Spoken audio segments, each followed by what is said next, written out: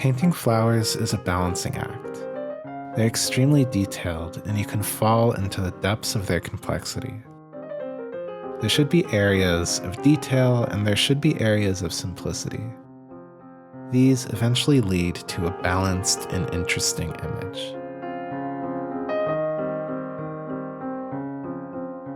Welcome back. I'm excited to show you the process behind the first in a series of flower paintings I'm working on. This series is inspired by the sense of space in red figure Greek vase paintings, attempting the techniques of 17th century Dutch still life painters, and the subject of the series is loosely about coming into your truest being.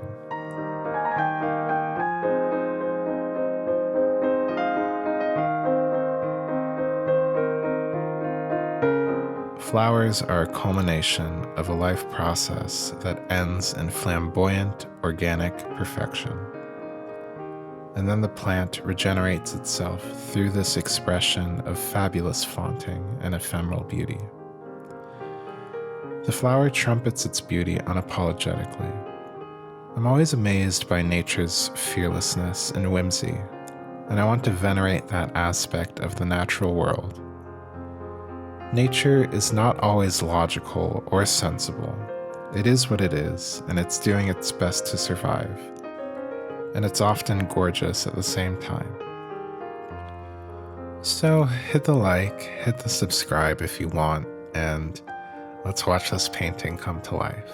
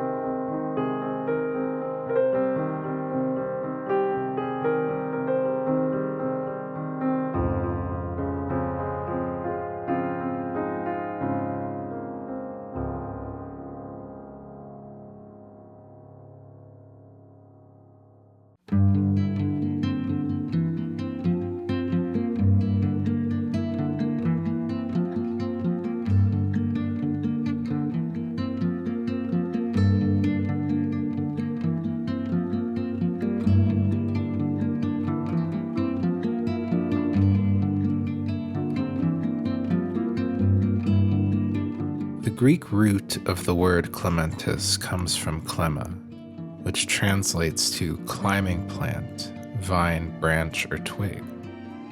Yet the solitary clematis is different. It goes against its own classification. Each flower grows alone, nodding and urn-shaped on its own slender stalk.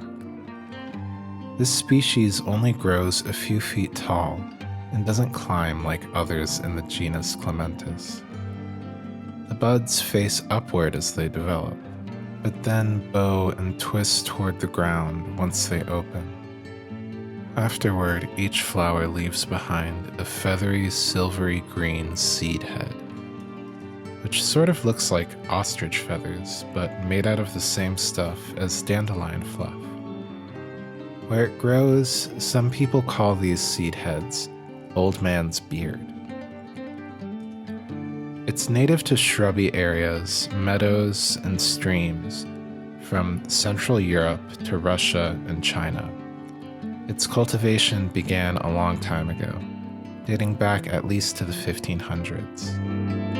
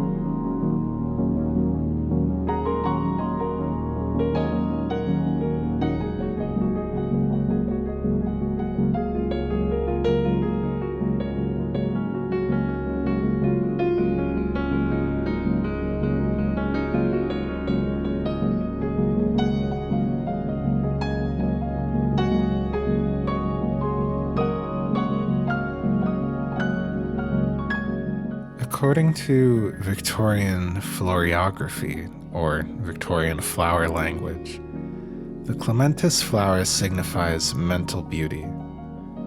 The idea was that you give someone a clematis to complement the quality of their thinking, not their appearance or their heart. Where roses were passion and lilies were purity, clematis was reserved for the intellect. The reason this meaning was attached to these flowers had to do with the leaf stalks twining and wrapping themselves around supports. Its climbing signified that the plant was always reaching for new heights. Yet the clematis I painted is unique because it doesn't climb. With that line of reasoning, maybe the flower is a little stupid, but I love it anyway.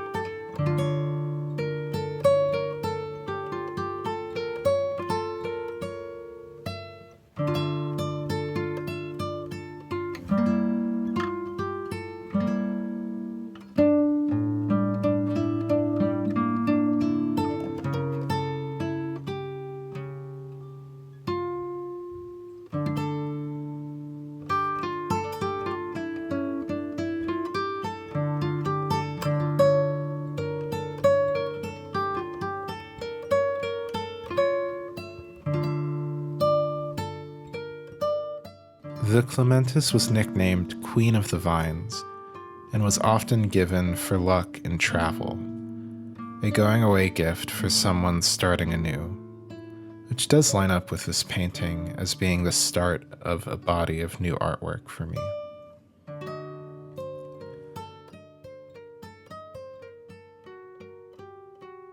The flowers painted pointing up instead of down to convey confidence in the bell of its bloom. And I really exaggerated the cool to warm transitions throughout. I also have painted gemstones to contrast nature and its own perfection with a symbol of human-made perfection. There's also a sharp versus hard thing that's going on here that I really like. What's similar about the objects is their intense vibrancy. I created this composition because I made 5 other designs for paintings in this series, and I wanted the first one to be more approachable while I was still nailing down the technique.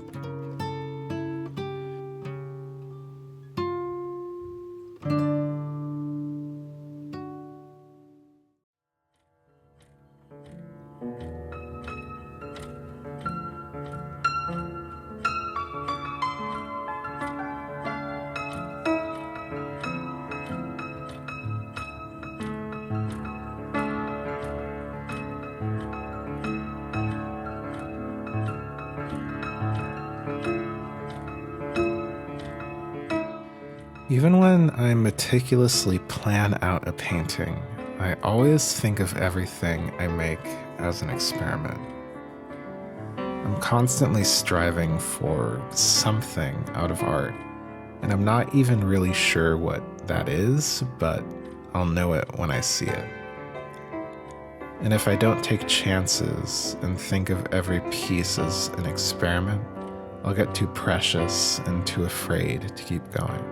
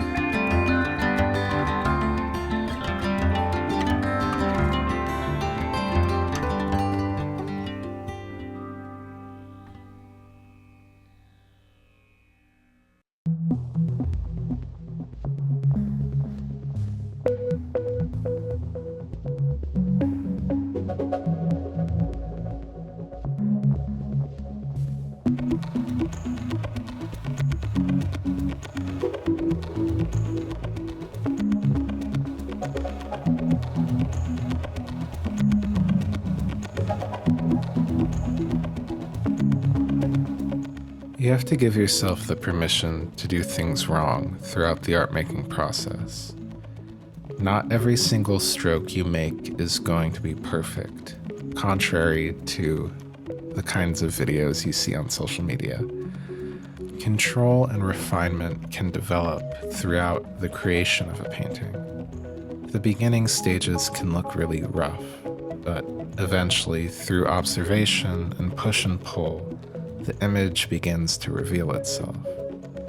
This is the magic of painting. It makes you feel like you're breathing life into the inanimate canvas. But sometimes you just need to put a big glob of paint down to fill the space, and there's nothing bad about that. Just keep refining the shapes, and everything will start to fall into place. If you want to learn more about the techniques that I use, you can check out my previous video all about glazing. The link should pop up now if I know what I'm doing.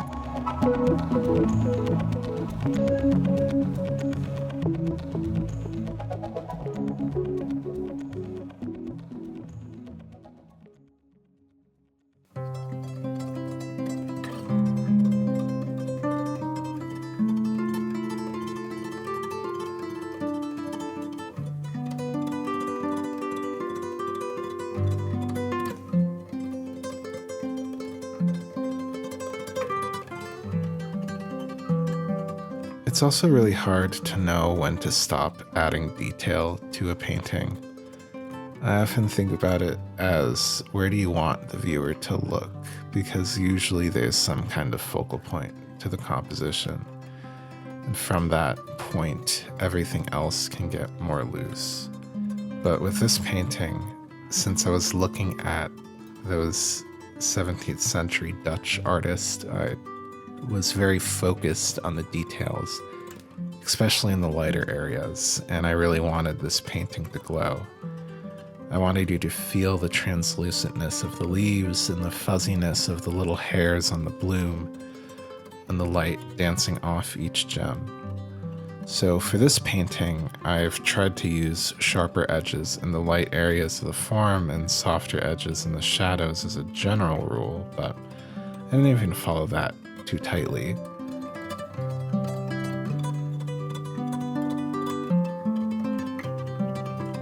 I really like when paintings pull you in with their details. I want someone to have a different experience from across the room and another one from up close. I really like the idea of a painting that you can fall into.